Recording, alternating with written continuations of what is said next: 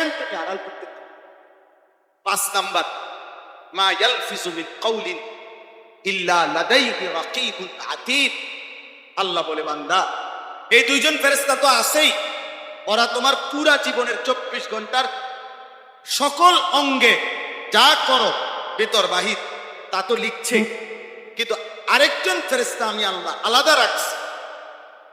এই দুইজনের অতিরিক্ত আরেকজন ফেরেশতা আছে তৎপর চৌকান্না, যে তোমার এই জবানের 2 ঠোঁটের মাঝখানে যে জিহ্বা, এই জিহ্বা দিয়ে যখন তুমি যা উচ্চারণ করো, ভালো কিংবা মন্দ, সত্য কিংবা মিথ্যা, উপকারী কিংবা অপকারী, জিকির করো আর গালি দাও, হালাল বলো আর হারাম বলো, ন্যায় বলো আর অন্যায় বলো, খোদার কসম আল্লাহ বলে আমার আরেকজন ফেরেশতা আলাদা 24 ঘন্টা তোমার জবানের উচ্চারণ লিখতেছে।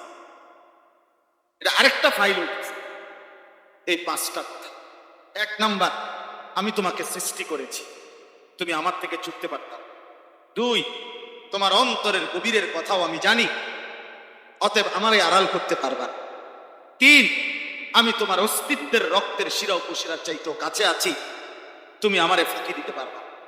4, আমার 2 জন ফেরেশতা তোমার সাথে আছে, তুমি তাদেরকে লুকাইতে পারবে।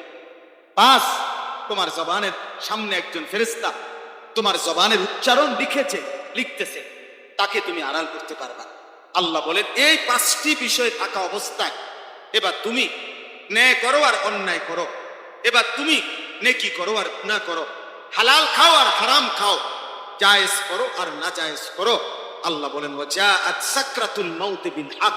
এই অবস্থাতে থাকেই, মানে আমিও আড়াল হব না, আমার ফেরেশতাও আড়াল হবে না, লেখাও বন্ধ হবে না, আমি আল্লাহর জানাশোনাও বন্ধ হবে না। এই অবস্থাতেই একদিন তোমার সত্য সত্য মৃত্যু যন্ত্রণা সাকরাতুল মউত শুরু হবে, আর তুমি মৃত্যুবরণ করবাই। যালিকা মা কুনতা মিনহু তাহিদ। বিগত দিন তুমি এর থেকেই বাঁচতে চেয়েছিলে, কিন্তু বাঁচতে পারো নাই, আজ মৃত্যু এসেই গেল। এই জন্য বাপ, আমার কথা এটুকু, আমি আপনাদের কাছে এই কথাটাই শুধু বললাম। প্রিয় ভাই নওজোয়ান, প্রিয় কিশোর, প্রিয় বাপ, আমার ভাই, আমি এই কথাই শুধু মনে করাই দিলাম, আমি এবং আপনি, জওয়ান কিংবা বুড়া, হুজুর কিংবা পাবলিক, ইমাম কিংবা মুসল্লি, খতিব কিংবা শ্রোতা, আমরা সকলের জন্য এটা কথা যে আমাদের 24 ঘন্টা আল্লাহর নিয়ন্ত্রণে, আল্লাহ তাআলার তত্ত্বাবধানে আমাদের সেকেন্ড সেকেন্ড ফেরেশতা লিখতেছে, দেখতেছে।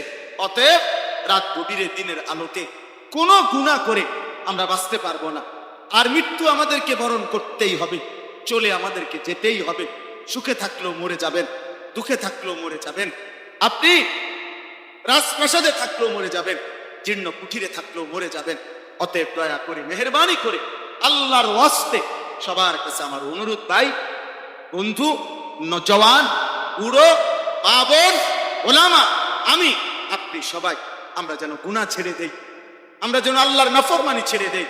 আমার যুবক ভাই, মোবাইলের নারী দেখো না বাপ, চরিত্রহীন হইও না, অস্থির দৃশ্য, জিনা ব্যভিচারের ছবি, হারামের ছবি দেখা দোস্ত, একদিন তুমি দুনিয়াতেও ক্ষতিগ্রস্ত হবা, আখিরাতেও ক্ষতিগ্রস্ত হবা। একদিন প্রয়োজনের সময় দেখবা যৌবনের শক্তি নাই, শরীরের সক্ষমতা নাই, কোমরের শক্তি নাই, লজ্জাস্থানের শক্তি নাই, আর আরেকদিন কবরে গিয়া দেখবা জাহান্নামের আগুন তোমার কবরে ঠাউ ঠাউ করে জ্বলছে। না তুমি দুনিয়া পাইবা, না তুমি আখিরাত পাইবা। আর হারাম উপার্জনকারী বাবা, সুদখোর, ঘুষখোর, কিস্তিখোর, হারাম উপার্জনকারী বেনামাজি, হায় আপনাকেও বলি, আপনি দুনিয়াও শেষ করতে পারতেন না। এত বাটফারি সিটারি কইরা আল্লাহরে ডাকেন নাই, নামাজ পড়েন নাই, 24 ঘন্টা কামাই রোজগারি, 2 নম্বরই 6 নম্বরই কইরাও আল্লাহ কসম আপনি অভাব শেষ করতে পারতেন না। আমনে মরার পরেও, আমনে যেদিন মারা যাবেন তারপরেও আপনি কবরের থেকে শুনবেন আপনার ঘরের দরজা ভাঙ্গা গেছে, বাথরুমের দরজা মাঝখান দিয়ে ছিদ্র হইয়া গেছে, জানালার গ্রিল ফইরা গেছে, সিটকারি নাই, ফ্রিজের তলে দিয়া পানি ভরে, মানে হাজারো সমস্যা থেকেই যাবে, অথচ আপনি কবরে চলবেন। অতএব হালালের উপরে থাকেন, হালালের উপরে থাকেন, হারাম রোজগার কইরেন না, অবৈধ উপার্জন করবেন না। আল্লাহ আমাদেরকে তৌফিক দেন, কবুল করেন। আজকের এই মুবারক মাহফিল আল্লাহ তাআলা ভরপুর বরকত দান করেন। সুবহানাল্লাহি ওয়া বিহামদিহি সুবহানাল্লাহ।